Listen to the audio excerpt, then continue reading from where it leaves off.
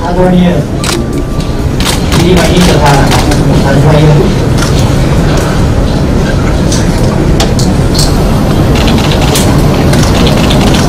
सबैमा हार्दिक अभिवादन भन्न चाहन्छु। नमस्कार। सर्वोच्च अदालत संवैधानिक इजलासबाट हिजो असार 28 गते जारी फैसलाले उत्पन्न गरेको विशेष परिस्थितिका बीच म सम्बोधनका लागि यहाँ उपस्थित भएको छु। प्रतिनिधि सभा विघटन सम्बन्धी मुद्दामा आधारित रहेर सर्वोच्च अदालतबाट जे जस्ता फैसलाहरू गरिएका छन् तिनका असर मुलुकको लोकतान्त्रिक प्रणाली, दलीय व्यवस्था र राजनीतिमा लामो समयसम्म रहिरहनेछ। लोकतन्त्रको रक्षा, विकास र सुदृढीकरणमा यी फैसलाहरू सहयोगी रहे कि असहयोगी, यिनले राजनीतिक स्थायित्वलाई बल पुर्याए कि क्षति, यसबाट दलीय व्यवस्था बलियो भयो कि कमजोर, समग्रमा राजनीतिलाई फैसलाले अग्रगामी दिशा दिए कि पछाडि फर्काए, यसको समीक्षा भविष्यले गर्ने नै छ। समयले आफ्नो कसीमा घोटेर यिनको औचित्यबारे अग्नि परीक्षा लिँदै जानेछ। तर संविधानको सर्वोच्चता र विधिको शासनमा विश्वास गर्ने पार्टीका हैसियतले फैसलाको पालना गर्ने विषयमा पार्टी स्पष्ट रहेको कुरा म जानकारी गराउन चाहन्छु।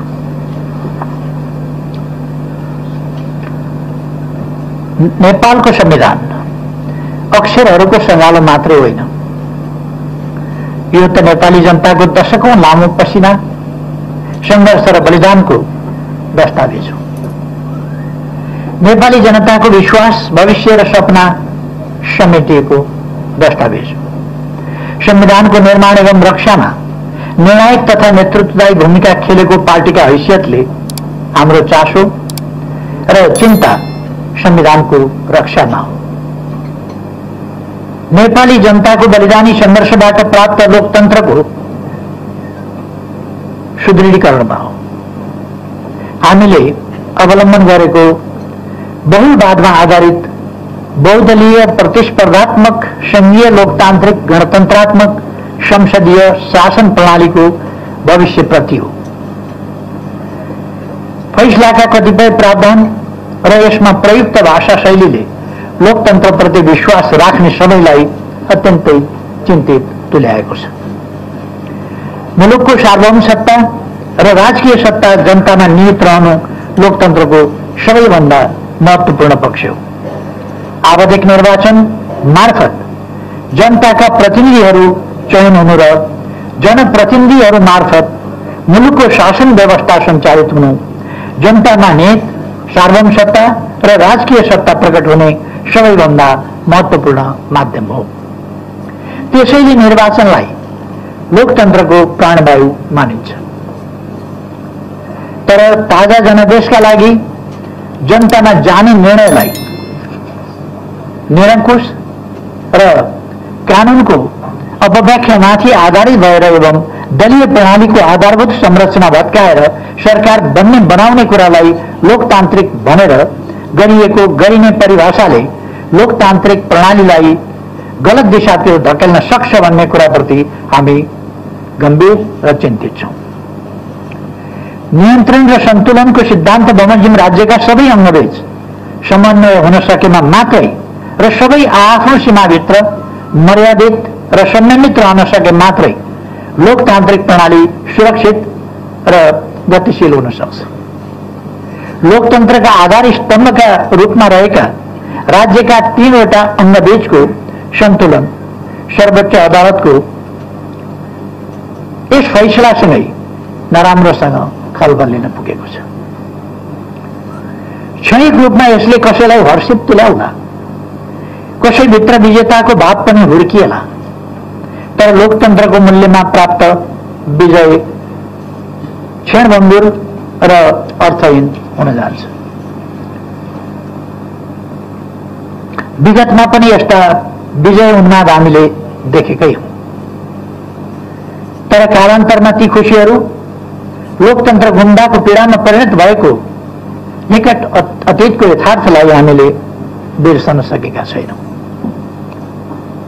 2052 सालमा मनमोहन अधिकारीजीले नेतृत्व गरेको सरकार जब अपदस्थ गरियो, त्यसबेला राजनीतिलाई ट्र्याकभन्दा बाहिर लगियो र यसले गम्भीर दुष्परिणाम ल्याउँछ भनेर मैले टिप्पणी गरेको थिएँ। त्यसपछिका घटनाक्रमहरू, दुष्परिणामहरू राजनीतिलाई आफ्नो कोर्समा जनप्रतिनिधि संस्था वा जनता मार्फत त्यसलाई निरूपण हुन नदिएर अन्त लगियो भने कस्तो परिणाम आउँछ भन्ने कुराको दृष्टान्त हामीले पहिले पनि देखेका छौं, भोगेका छौं। हाम्रो चिन्ता राज्यका मुख्य अङ्गहरू बीचको सन्तुलन खलबलिएर लोकतन्त्रको संरचना नै क्षतिग्रस्त होला कि भन्नेमा हो। 8 दशकभन्दा लामो समयदेखि सञ्चालित नेपालको लोकतान्त्रिक आन्दोलनको एउटा महत्त्वपूर्ण माग पार्टी स्वतन्त्रता र बहुदलीय पद्धतिको स्थापना थियो। विचारधारा, दर्शन र कार्यक्रम मिल्ने व्यक्तिहरूको समूह मिलेर दल खोल्न पाउने, त्यस्तो दलहरू आफ्ना कार्यक्रम लिएर जनताका बीचमा जाने र जनताबाट अनुमोदित दल या दलहरूले मुलुकको शासन सञ्चालन गर्ने प्रणाली लोकतन्त्रको महत्त्वपूर्ण विशेषता हो। दलले व्यक्तिलाई उम्मेद्वारको रूपमा मनोनयन गर्छ। जनताले दलका घोषणापत्र हेरेर, दलका कामहरूलाई हेरेर, दलका आचरणहरूलाई हेरेर आफ्नो अभिमत प्रकट गर्छ। तर यसरी पार्टीको तर्फबाट उम्मेद्वार बनेको र दलको चुनाव चिन्ह एवं घोषणापत्रका आधारमा जनताले विश्वास गरेर निर्वाचित गरेका प्रतिनिधिले सरकार बनाउने बेलामा चाहिँ जो कसैलाई समर्थन गर्न सक्छन्, उनीहरूले जुनसुकै ठाउँमा भोट हाल्न सक्छन्। त्यस्तो गर्दा उनीहरूमाथि कुनै हुइप लाग्दैन, लगाउनु हुँदैन, लगाउन पाइँदैन जस्ता कुरा र सांसदहरू दलका प्रतिनिधि मात्रै होइनन् भन्ने व्याख्याले हाम्रो दशकौं लामो सङ्घर्ष, दलीय आस्थाका लागि चुकाएको मूल्य र दलीय प्रणालीको आधारभूत प्रस्तावनालाई नै चुनौती दिने काम गरेको छ। एउटै दलका सदस्यहरू सत्ता र प्रतिपक्ष बन्ने यस्तो परिकल्पना कुनै पनि लोकतान्त्रिक प्रणालीले गर्दै गर्दैन। निश्चित व्यक्तिका निश्चित आकांक्षा परिपूर्तिका लागि गरिएको संविधानको यस्तो अपव्याख्याले वस्तुतः संविधानको संशोधन गर्ने काम गरेको छ, पछि फर्किने गरी। हाम्रो लोकतान्त्रिक प्रणालीले भविष्यमा लामो समयसम्म त्यसले सिर्जना गर्ने राजनीतिक विकृतिहरूको मूल्य चुकाउनु पर्नेछ। राजनीति जब मूल्यहीन ढङ्गले चल्छ, विगतमा पनि 46 सालको आन्दोलन पछि पनि हामीले राजनीतिक विकृतिका विभिन्न स्वरूपहरू देखेका छौं, जुन कुराको पुनरावृत्ति नहोस् भन्ने हामी चाहन्छौं।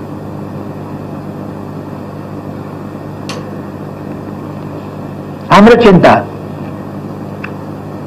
आसन्न राजनीतिक विकृति र यसले सिर्जना गर्ने जोखिम प्रति हो। राजनीतिक प्रश्नहरूको फैसला गर्ने मुख्य जिम्मेवारी दलहरूको हो, सार्वभौम सत्ता सम्पन्न जनताको हो। त्यसैले राजनीतिक प्रश्न जोडिएका मुद्दाहरूमा अदालतको अधिकतम संयमको अपेक्षा गरिन्छ। अदालतले राजनीतिक सम्बन्धमा परेका मुद्दामा प्रवेश नगर्ने भन्ने नजिर पनि बसाइसकेकै हो। पहिले अत्यधिक न्यायिक सक्रियता मार्फत प्रत्येक विषयमा हात हालेर, अझ कहिले कहिले त सन्दर्भै नभएका, मागै नगरिएका विषयहरूसम्म अगाडि बढेर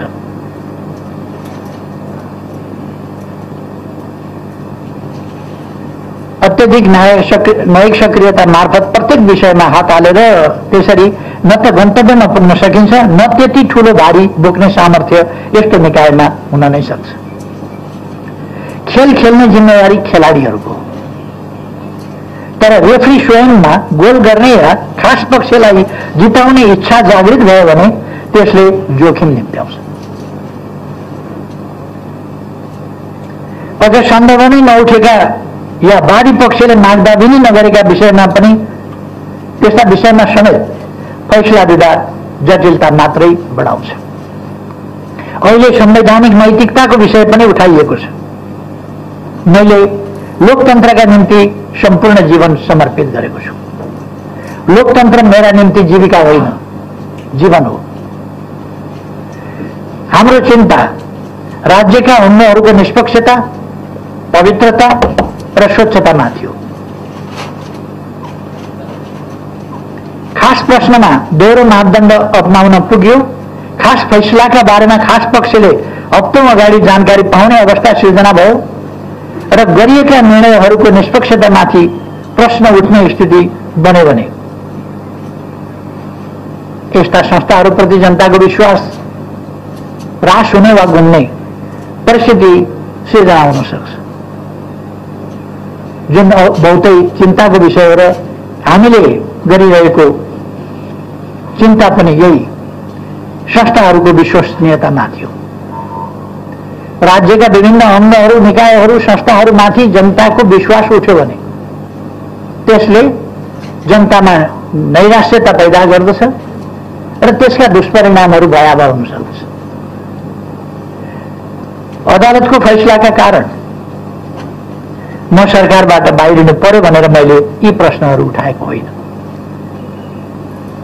सरकारबाट त म आजभन्दा 5 वर्ष अगाडि पनि यस्तै मध्यदर्खामा बाहिरिएको हो। त्यति बेला परिवेश भिन्न थियो। मैले त्यति बेला पनि भनेको थिएँ, कहिलेकाहीँ जनताको अपेक्षा र संसदीय अङ्कगणितका बीचमा विरोधाभास उत्पन्न हुन्छ।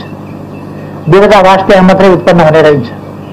जनताको आकांक्षा र अरू विभिन्न प्रकारका आकांक्षाहरूका बीचमा पनि विरोधाभास पैदा हुने रहेछ।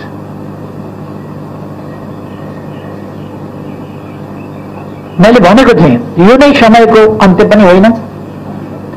मेरो अटल विश्वास जनतामाथि थियो र आज पनि छ र तिनै जनताको विश्वासबाट त्यसको 1.5 वर्षपछि मैले यो जिम्मेवारी सम्हाल्ने अवसर पाएको थिएँ। आज फेरि जनताको जनादेशले होइन, सर्वोच्चको परमादेशले। जनताको जनादेश त मेरो पक्षमा थियो, परमादेश शेरबहादुरजीको पक्षमा भयो। त्यसकारण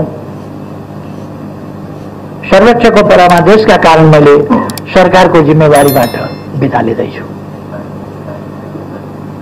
सरकारबाट बाहिरिनु परेको विषयमा मलाई जतिभर चिन्ता छैन।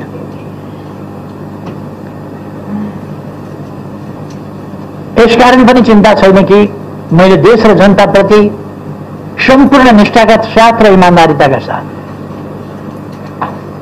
देशको समृद्धि, सुशासन, विकास यी कुराहरूलाई ध्यानमा राखेर, जनतालाई सेवा सुविधा पुर्याउने उद्देश्यलाई ध्यानमा राखेर सम्पूर्ण इमानदारिताका साथ काम गरेको छु र विकासका निम्ति नयाँ नयाँ भिजनहरू दिएर विकासको गतिलाई असाधारण ढङ्गले र अभूतपूर्व ढङ्गले अगाडि बढाएको छु। मेरो नेतृत्वमा देशले चौतर्फी ढङ्गले एउटा विकास, परिवर्तन र रूपान्तरण अनुभूत गरेको छ। जनताले राहत महसुस गरेका छन्।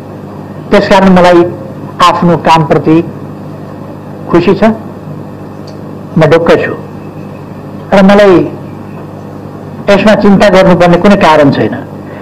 चिन्ता त कुनै व्यक्तिसँग प्रतिशोध साध्न वा कुनै व्यक्तिका आकांक्षा परिपूर्ति गर्न मुलुकको लोकतान्त्रिक प्रणाली, संवैधानिक व्यवस्था र दलीय प्रणालीमाथि जस्तो खेलाची हुँदैछ त्यसप्रति।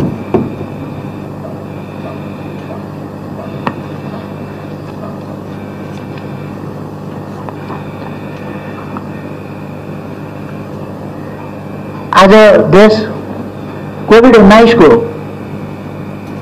महामारीबाट गुजिरहेको छ, जसरी विश्व पनि गुजिरहेको छ। म विगतका विवरणहरूतिर जान चाहन्न।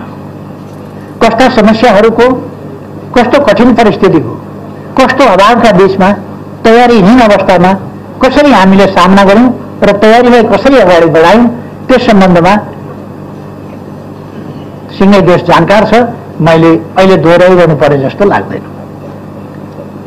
अहिलेको प्रश्न भनेको खोपको आपूर्ति हो, मूल प्रश्न। अब हामी कोभिड-19लाई नियन्त्रण गर्ने चरणमा प्रवेश गरेका छौं र हामीले अब सम्पूर्ण नेपाली जनतालाई खोप लगाउने, खोप उपलब्ध गराउने प्रबन्ध गरेका छौं र देश खोप युक्त अवस्थामा सबैलाई पुर्याउने त्यस बाटोमा अगाडि बढिसकेका छ।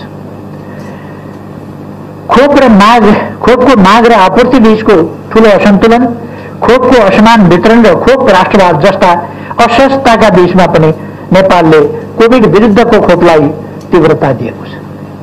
हामी खोपका उत्पादक होइनौं, तर हामीले छोटो समयमा नै आफ्ना नागरिकलाई खोपको व्यवस्था गरेका छौं र मोटामोटी रूपमा या ठूलो मात्रामा मूलतः यस सन् 2021 भित्र हामीले मूलतः ठूलो जनसंख्यालाई खोप लगाइसक्नेछौं। केही बाँकी रहला, त्यसलाई पनि लगाउँदै जानेछौं र अब लगातार खोप लगाएर सम्पूर्ण जनतालाई खोप सुविधा उपलब्ध गराउनेछौं।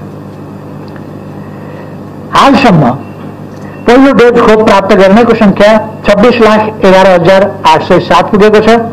दोस्रो डोज प्राप्त गर्ने 9,32,868 पुगेको छ। खरिद गरिएको 50 लाख मात्रा र अनुदानमा 21 लाख मात्रा गरेर 1,31,00,000 मात्रा सुनिश्चित भइसकेको छ। 2 करोड भन्दा बढी मात्रा खोप खरिदको प्रक्रिया टुङ्गो लागेको छ। आगामी केही महिनाभित्रै सबै नेपालीहरूले खोप पाउने सुनिश्चित आधार तयार भएको छ। प्रतिकूल अवस्थामा पनि कोभिड महामारीका विरुद्ध प्रभावकारी लडाईँ सञ्चालन गरिएको छ। मैले धेरै भनिरहनु पर्ला जस्तो लाग्दैन।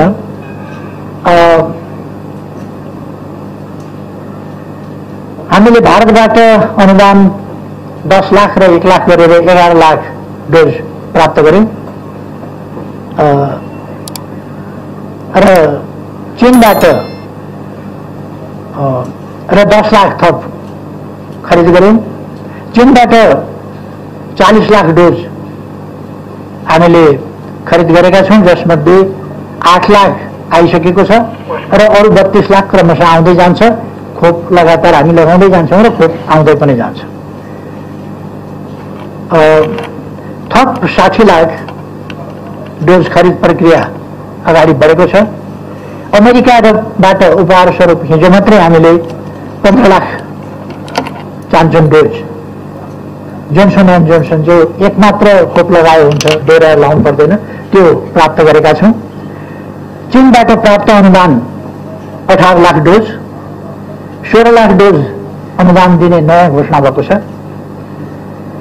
जापानबाट आज मात्रै घोषणा भएको छ एस्ट्राजेनेका करिब 16 लाख, जो भारतबाट आएको खोपको 1 डोज मात्रै लगाएर बाँकी रहेको जनसंख्या थियो, त्यसलाई पनि डबल डोज अब दिन सकिन्छ। कोभ्याक्स अन्तर्गत 3,48,000 आएको छ र 3,50,000 आउँदैछ।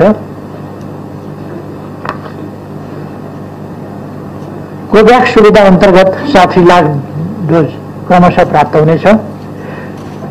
जोन्सनको 50 लाख, मोडर्नाको 40 लाख, फाइजरको 40 लाख र कोभिशिल्ड एक्स्ट्राजेनेकाको 20 लाख गरी 1,50,00,000 डोज सुविधा मूल्यमा प्राप्त भएको छ, हुँदैछ।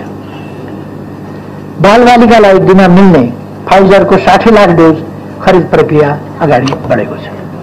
अर्थात् अब हामीलाई खोपको अभाव छैन। हुन त मलाई थाहा छ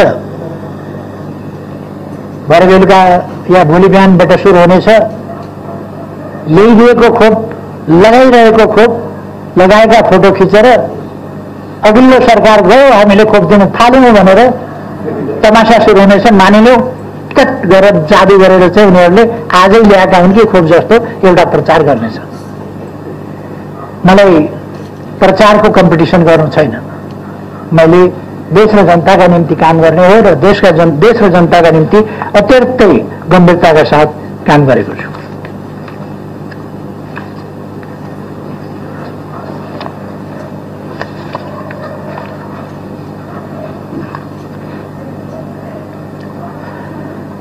खोपको सम्बन्धमा मैले अरू धेरै केही भनिरहनु पर्ला जस्तो लाग्दैन।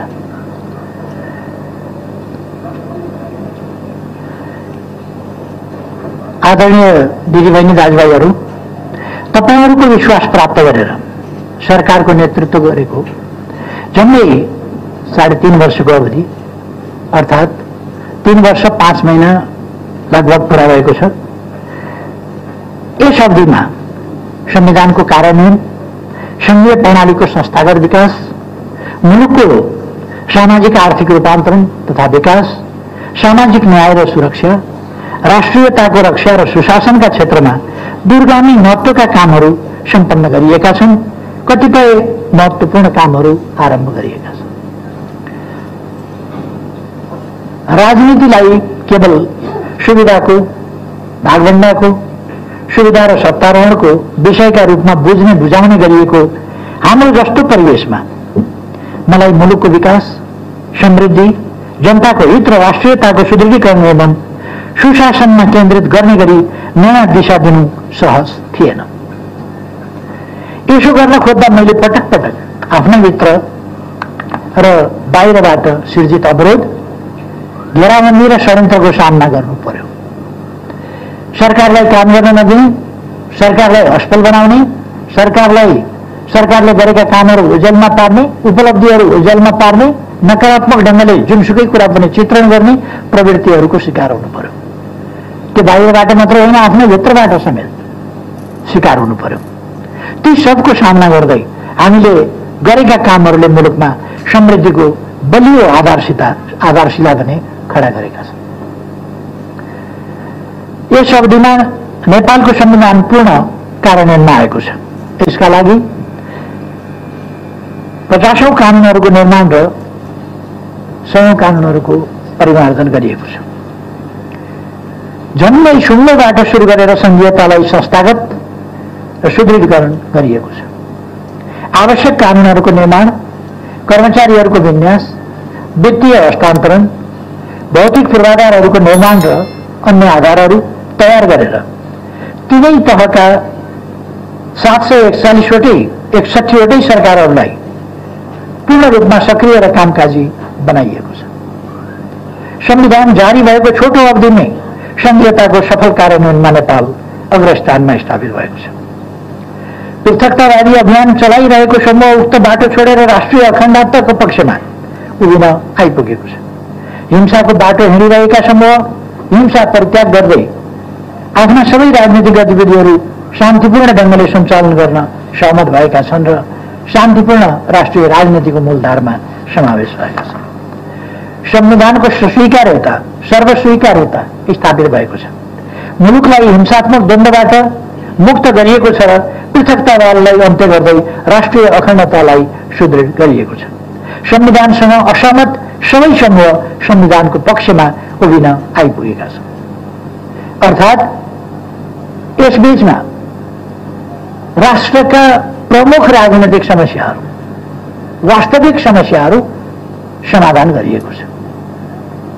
मैले माथि नै भने पृथकतावाद सम्बन्धी, हिंसा सम्बन्धी, संविधानको सर्वस्वीकार्यता सम्बन्धी जुन राजनीतिक समस्याहरू थिए ती समस्याहरू समाधान गरिएको छ।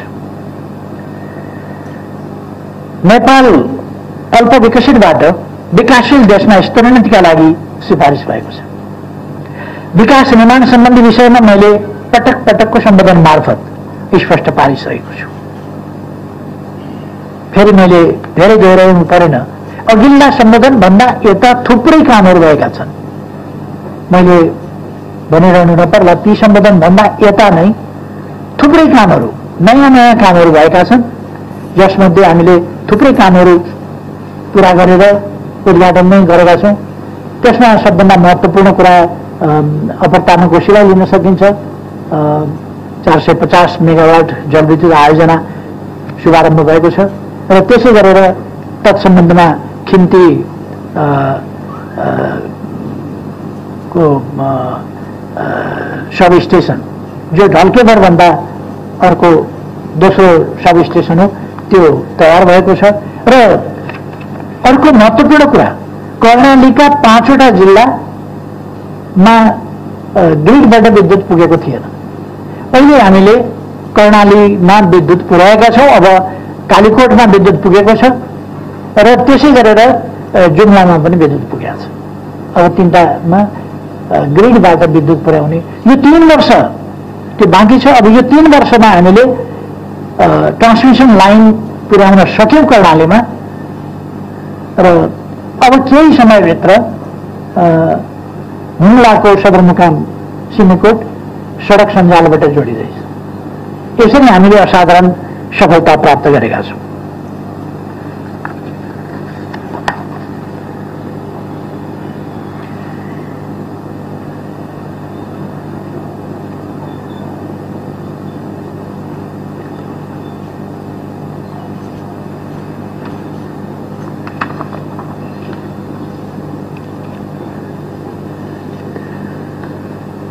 आदरणीय दिदीबहिनी तथा दाजुभाइहरू, यस बीचमा हाम्रो देश बाढी पहिरोबाट नराम्ररी आक्रान्त भएको छ।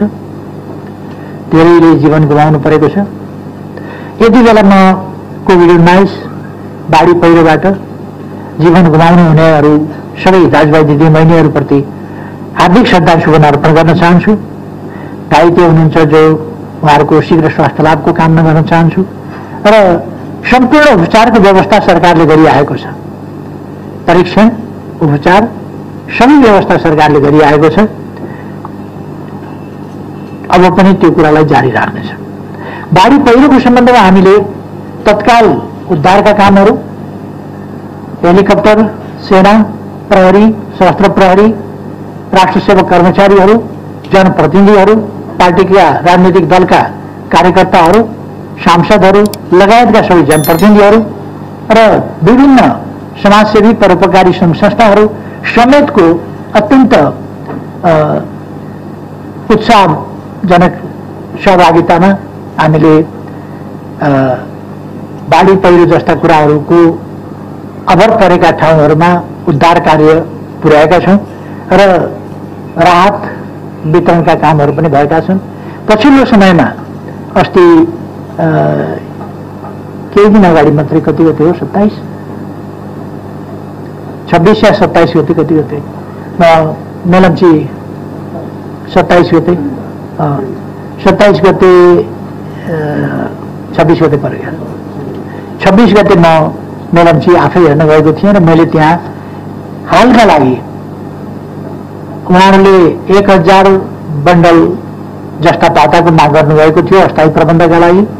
मैले पुग्दो गरी तपाईँहरू प्रयोग गर्नुहोस् जस्ता पाताहरू भनेर 1500 बन्डल जस्ता पाताहरू उहाँहरूलाई उपलब्ध गराउने घोषणा गरेको छु र अस्थायी प्रबन्धका लागि 50,000 रुपैयाँ हरेक परिवारलाई अस्थायी प्रबन्धका लागि उपलब्ध गराउने र यसपछि हिमाली भेगमा 5 लाख, पहाडी क्षेत्रमा 4 लाख र तराईमा 3 लाखका दरले यस्ता प्राकृतिक विपत्तिहरूमा परेका जनतालाई सहयोग उपलब्ध गराउने पनि सरकारको घोषित नीति नै रहेको कुरा पनि म जानकारी गराउन चाहन्छु।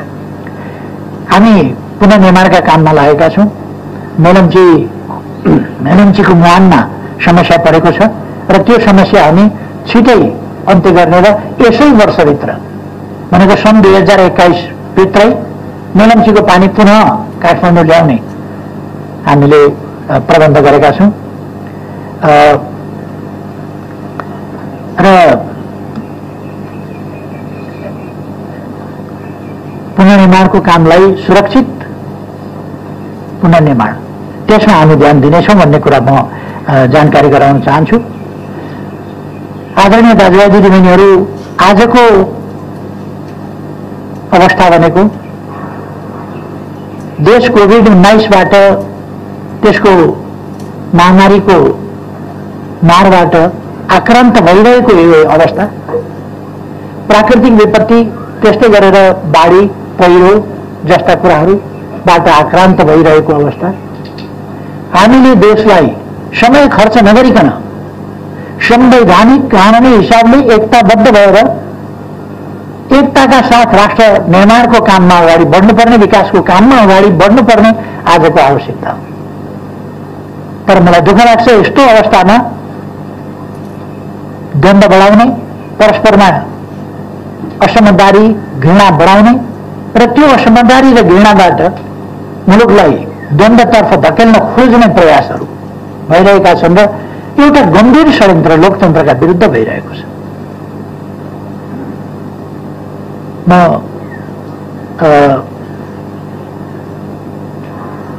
आजको आवश्यकतातिर, राष्ट्रिय एकताको आवश्यकतातिर, विकास निर्माणका काममा एकताको आवश्यकतातिर सबैको ध्यान आकर्षण गर्न चाहन्छु।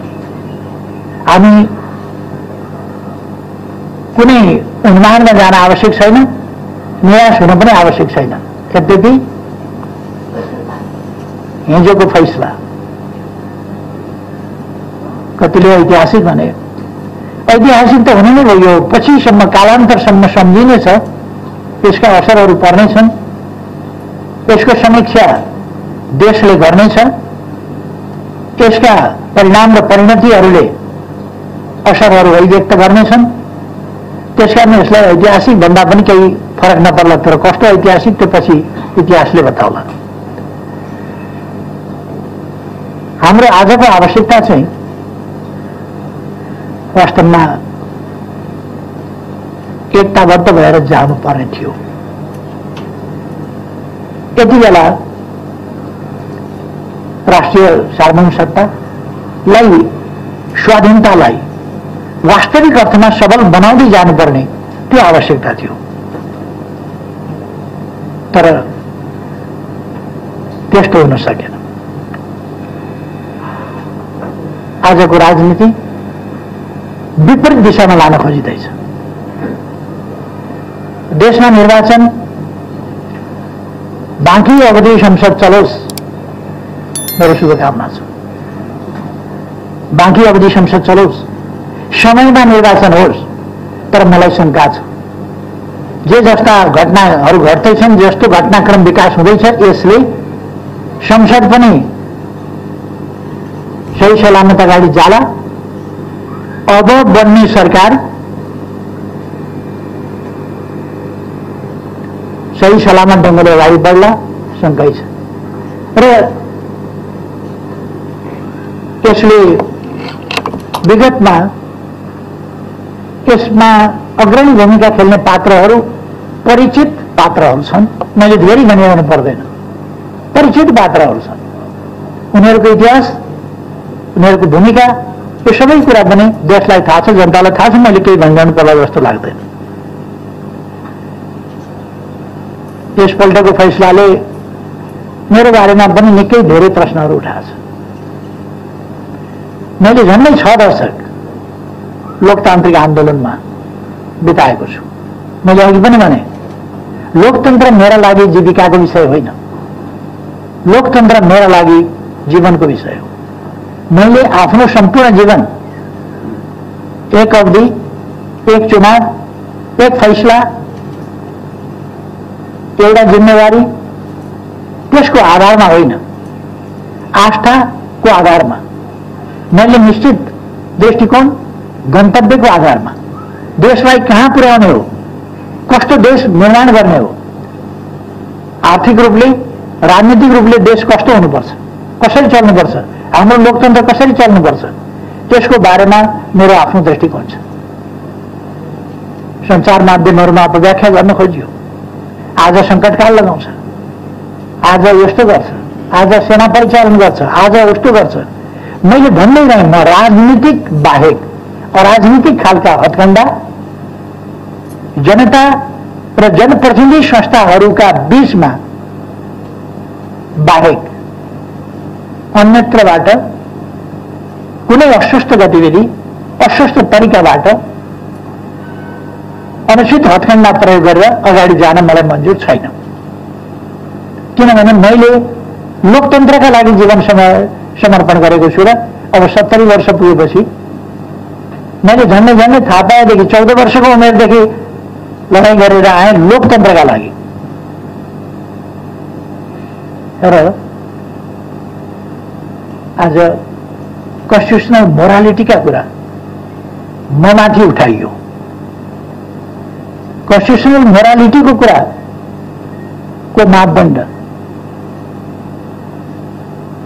कुन चाहिँ न्याय सम्पादनका लागि कन्स्टिट्युसनल मोरालिटीको कुरा उठायो मलाई थाहा छैन। तर कन्स्टिट्युसनल मोरालिटी मेरा लागि जसले जेल नेल खटेको छ, यातना सहेको छ, जीवन जोखिममा राखेर सङ्घर्ष गरेको छ, आधा शताब्दीभन्दा अलिक बढी नै समय। र म फेरि पनि भन्छु, मेरो मन मस्तिष्कमा देश बाहेक, देशका जनता बाहेक, देशको सुरक्षा बाहेक, देशको स्वाभिमान बाहेक, देशको सार्वभौम सत्ता र स्वाधीनता बाहेक, देशको भौगोलिक अखण्डता बाहेक अनि देशको विकास, देशमा सुशासन, एउटा सभ्य समाजको स्थापना, सामाजिक न्याय र समानता सहितको समृद्धि, जसबाट अधिकार सम्पन्न जनताले अवसरसम्म पुग्न पाएर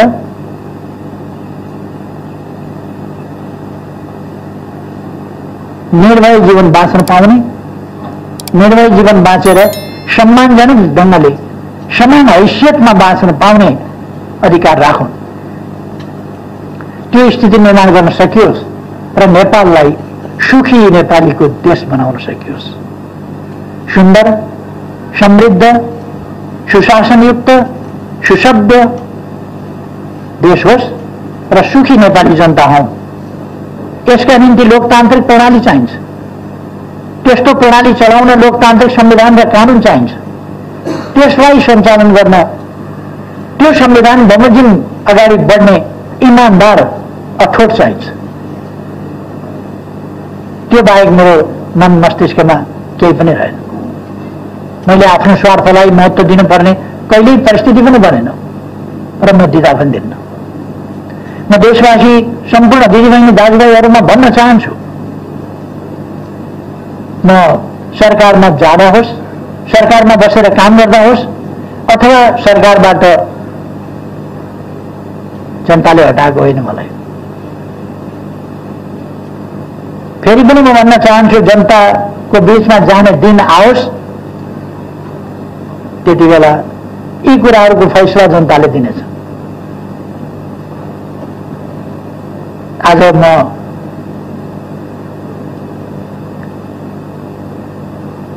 आदेश परमादेशबाट सरकारबाट हटेको छु, तर मेरो प्रतिबद्धता, मेरो देश र जनता प्रतिको प्रतिबद्धता सरकारमा हुँदा वा नहुँदा, जेलमा बस्दा पनि म यत्तिकै निष्ठाका साथ बसेको थिएँ, यत्तिकै आशावादिताका साथ बसेको थिएँ। जति बेला निरङ्कुश राजतन्त्र थियो, जति बेला तानाशाही व्यवस्था थियो, पञ्चायती तानाशाही, निर्दलीय निरङ्कुश व्यवस्था, त्यति बेला मेल हत्कडी लगाएर चिसो छिमीमा राखिँदा पनि मेरो विश्वास, लोकतन्त्र प्रतिको विश्वास, देश र जनता प्रतिको माया किंचित कम भएको थिएन। आज पनि हुँदैन। म फेरि आफ्नो कर्तव्य पालनामा देश र जनतालाई शिरमा राखेर कर्तव्य पालनाको आफ्नो यात्रामा निरन्तर अगाडि बढिरहनेछु। यो कुरा म सबै दाजुभाइ दिदीबहिनीहरूलाई आग्रह गर्न चाहन्छु, निवेदन गर्न चाहन्छु। नेकपा एमालेको सरकार डलाइयो। यो सरकार किन डलाइयो भने यस सरकारले देशको सार्वभौम सत्ताको पक्षमा दृढताका साथ काम गर्यो, विकासका कामलाई तीव्रताका साथ अगाडि बढायो, सुशासनका निम्ति अथक प्रयास गर्यो, जनतालाई राहत सुविधा पुर्याउने कुरामा, जनतालाई अधिकार सम्पन्न बनाउने कुरामा, ज्येष्ठ नागरिकदेखि बालबालिका, अपाङ्गता भएका व्यक्तिहरू, पछाडि परेको समुदाय, उनको बारेमा चिन्ता गर्यो। उनीहरूलाई कसरी माथि उठाउन सकिन्छ र अगाडि बढाउन सकिन्छ, त्यसमा चिन्ता गर्यो सरकारले। र यी दिशाहरूमा थुप्रै कामहरू गर्यो। अरू त कुनै कारण छैन यो सरकार हटाउनु पर्ने, कुनै कारण छैन। कुनै राजनीतिक दल छटपटाउनु पर्ने त कुनै कारण छैन। जनताका बीचमा जाउँ भन्दा नजाने, जान आँट नगर्ने। जनता भनेको सुन्ने बित्तिकै, निर्वाचन भनेर सुन्ने बित्तिकै थर्र हुने अनि अदालत गएर मुद्दा लडेर करेसाबारीको झगडा हो यो। गजबसँग प्रधानमन्त्री विश्वको इतिहासमा पहिलोपल्ट सम्मानित अदालतबाट प्रधानमन्त्री तोकियो। प्रधानमन्त्री हटाइयो, प्रधानमन्त्री तोकियो। यही विश्व न्याय प्रणालीको रूपमा अनुकरणीय भएछ, अनुसरणीय भएछ भने विडम्बना भन्नु पर्ला।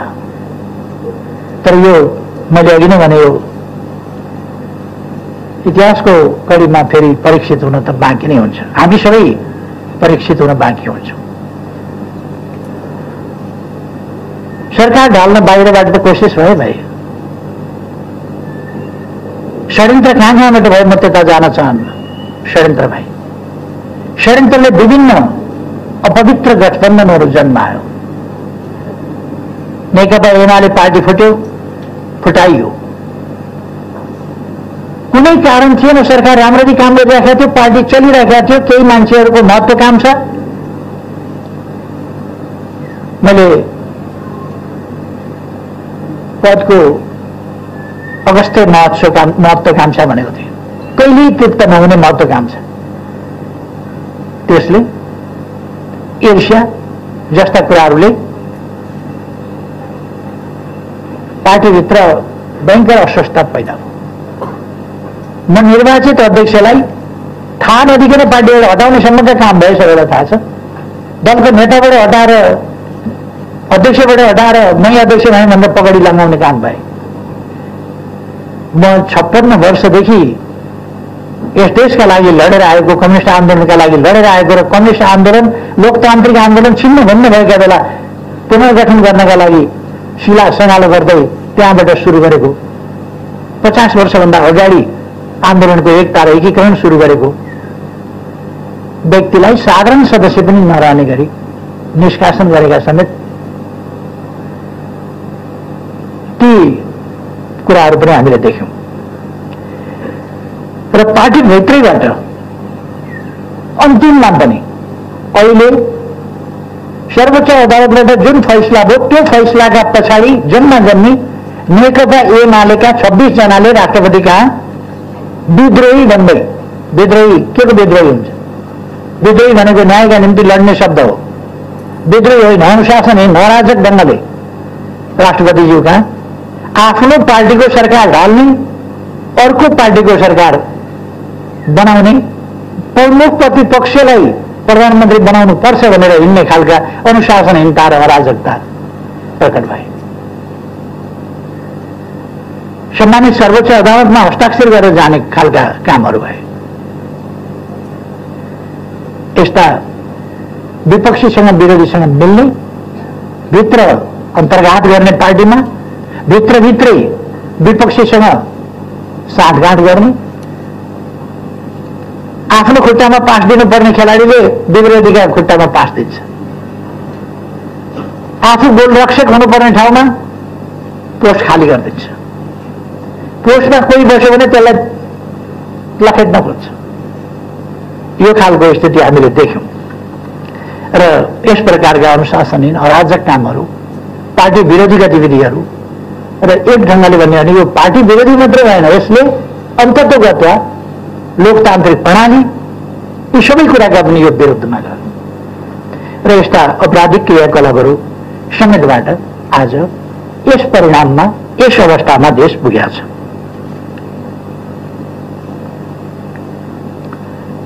राष्ट्रमा एउटा उत्साह आएको थियो, विकास हुन सक्ने रहेछ, हामी गर्न सक्ने रहेछौँ, हामीले देशलाई सुरुङ युगमा प्रवेश गरायौँ, हामीले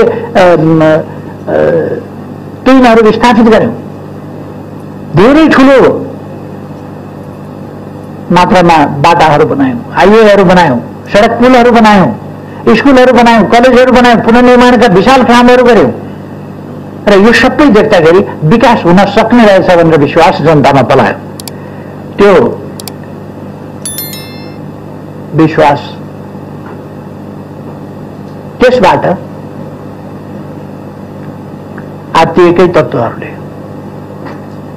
यो सरकार लोकप्रिय हुन थाल्यो, यसले विकास गर्यो भनेर यसका विरुद्ध विस्फोटन गर्ने, अफवाह फैलाउने, झुटा कुराहरू प्रचार प्रसार गर्ने क्रियाकलापहरू मचाइरहे, जसले गर्दाखेरि आज जनतामा अलिकति केही अन्यल भ्रम पार्ने कोसिस भएको छ। कति पर्छ त्यो आफ्नो ठाउँमा होला।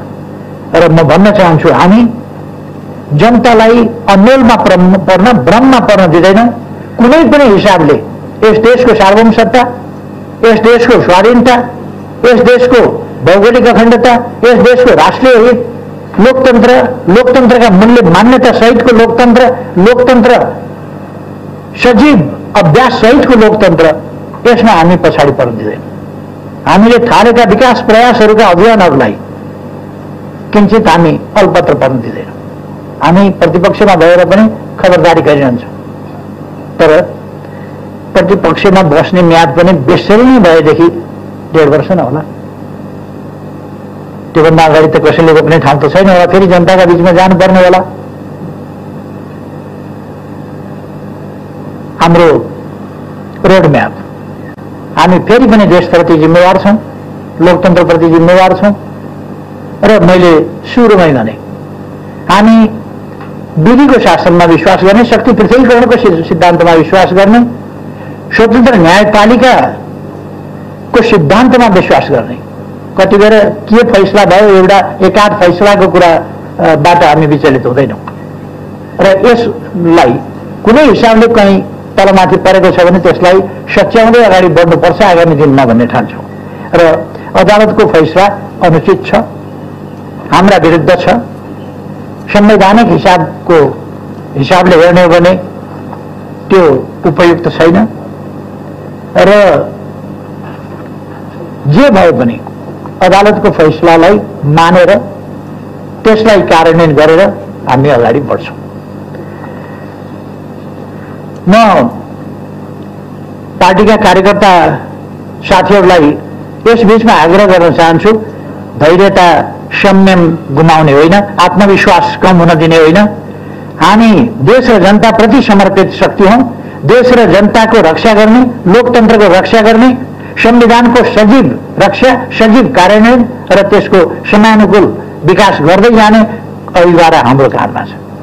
समृद्ध नेपाल र सुखी नेपाली हामीले राष्ट्रिय आकांक्षा भनेका छौँ। त्यो आकांक्षा पूरा गर्ने अभिवारा हाम्रो काँधमा छ। त्यसकारण म पार्टीका कार्यकर्ताहरूलाई आग्रह गर्न चाहन्छु, सबै पार्टीका कार्यकर्ताहरूलाई पनि भन्न चाहन्छु, युवा पङ्क्तिलाई भन्न चाहन्छु, युवा पिँढीलाई भन्न चाहन्छु, यो देश युवा पिँढीको, यो देश आगामी पुस्ताको, यो देश भोलिको पुस्ताको। त्यसकारण भोलि हामीले, हाम्रा सन्ततिले फेरि हामीले जस्तै कठोर सङ्घर्ष गर्न नपरोस्, यसका निम्ति हामीले एउटा मजबुत आधार छोडेर जाउँ, एउटा सुन्दर विकसित समाज निर्माण गरेर जाउँ। त्यसका निम्ति हामी सबै हरेस खाएर होइन, उच्च मनोबल राखेर अगाडि बढौँ भन्ने म आह्वान गर्न चाहन्छु। हामीले राष्ट्रिय एकतालाई मजबुत बनाउनुपर्छ। म सबैलाई आग्रह गर्न चाहन्छु यस घडीमा कि हामी विभिन्न ढङ्गले अनेक प्रकारका हाम्रा विविधताहरूलाई अनेक शक्तिले उछाल्न सक्छन्। विविधता हाम्रो सम्पन्नता हो, समृद्धि हो, सम्पदा हो। तर हामीले त्यस कुरालाई वैमनस्यता, लडाइँ झगडाको विषय बनाउनु हुँदैन। त्यो समृद्धिलाई हामीले सम्पदाको रूपमा प्रयोग गरेर एकताबद्ध बनाउनुपर्छ र हाम्रो राष्ट्र एकताबद्ध भएर अगाडि बढ्नेछ। एकताबद्ध बढाएर अगाडि बढाउनुपर्छ। हामीले एकताबद्ध राष्ट्र, सुदृढ राष्ट्र, त्यसका निम्ति योगदान गरौँ र लोकतन्त्रको रक्षा गर्दै अगाडि बढ्न म फेरि एकपल्ट सबैमा हार्दिक आग्रह अनुरोध गर्न चाहन्छु। र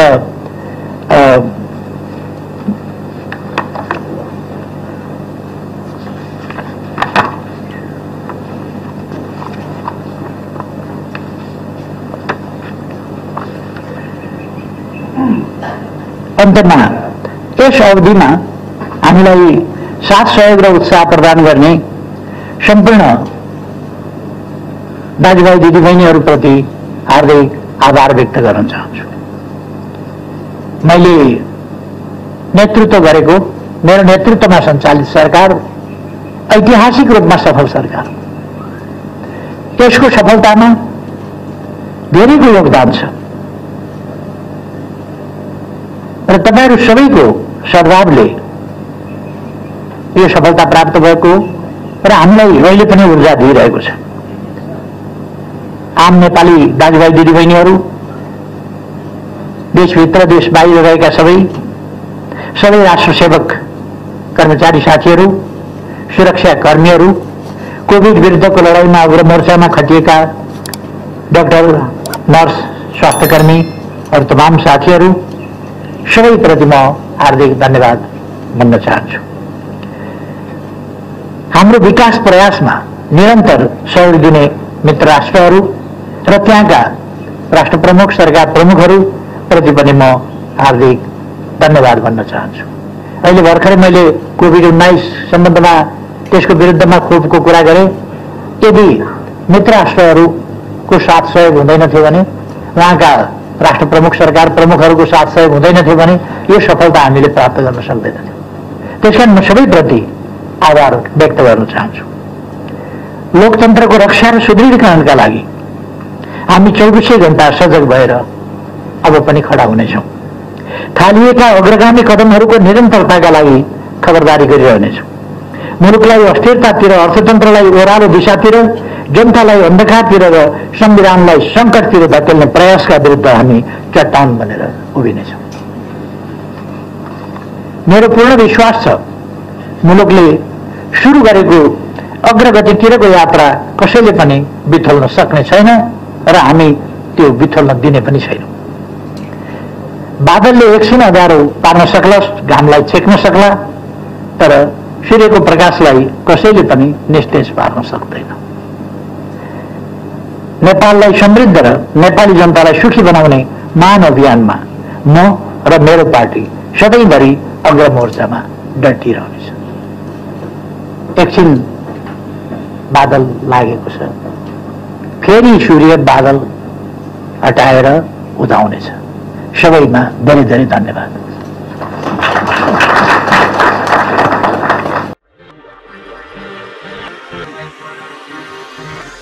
We'll be right back.